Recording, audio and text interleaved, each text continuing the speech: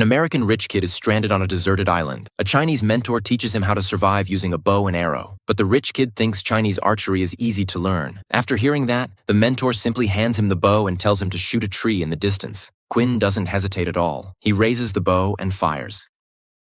When the arrow misses, Quinn finally realizes how arrogant he was. The mentor then tells Quinn to go retrieve the arrow so it won't expose their location. Although Quinn is reluctant, he still walks over to do it. But just as he enters the forest to retrieve the arrow, he's captured by several fully armed soldiers and taken back to their camp, where he's locked inside a dungeon. Quinn always thought this was a deserted island. He never imagined there were soldiers here. He immediately asks if they can send him home. The only response he gets is a heavy blow. Not long after, Quinn is taken to the main base. It looks like a small military installation. He's then brought into a tent, where the highest commander, Edward, is waiting. Although Quinn is angry, he knows this man is his best chance to get home. So he introduces himself and promises a huge reward if Edward helps him return home. But Edward isn't moved at all. Instead, he pulls out a photo and says this is the man they're hunting. His name is Yao Fei. Quinn recognizes him instantly. Yao Fei is his Chinese mentor. So when Edward questions him, Quinn insists he doesn't know the man. But Edward sees through the lie immediately. Do you know what this island is named?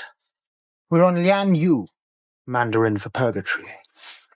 And I can make it feel like hell. Edward then stands up and walks out of the tent without looking back. Moments later, a masked man walks in. He hangs Quinn up and begins a brutal interrogation. But Quinn keeps insisting he doesn't know Yao Fei. Seeing how stubborn Quinn is, Edward decides not to waste any more time and orders the masked man to kill him. Just then, Yao Fei suddenly storms into the tent. He subdues the attacker and immediately takes Quinn with him as they escape. Back at the cave, Yao Fei thanks Quinn, leaves behind a bag of herbs, and turns back to face the pursuing soldiers. Quinn tries to get up and help, but Yao Fei has already activated a mechanism, sealing the cave entrance with a massive boulder. By this point, Quinn has returned to the city, but he's soon arrested by the police. The reason is an earlier auction attack. When Quinn was picking up equipment, he was caught on camera. That footage was later seen by a detective. Although the video doesn't clearly show him wearing the gear, the detective is already certain that Quinn is the hooded vigilante. What the detective doesn't realize is that everything is going exactly as Quinn planned. So during the interrogation, Quinn answers every question flawlessly. But then, his mother and stepfather suddenly arrive. Although the detective insists he has solid evidence, the couple refuses to believe their irresponsible son could be the hooded man protecting the city. The bald stepfather declares that until their legal team takes over, Quinn won't answer any more questions. With that, the detective has no choice but to leave the interrogation room. But his mother's sudden appearance seems to have disrupted Quinn's plan.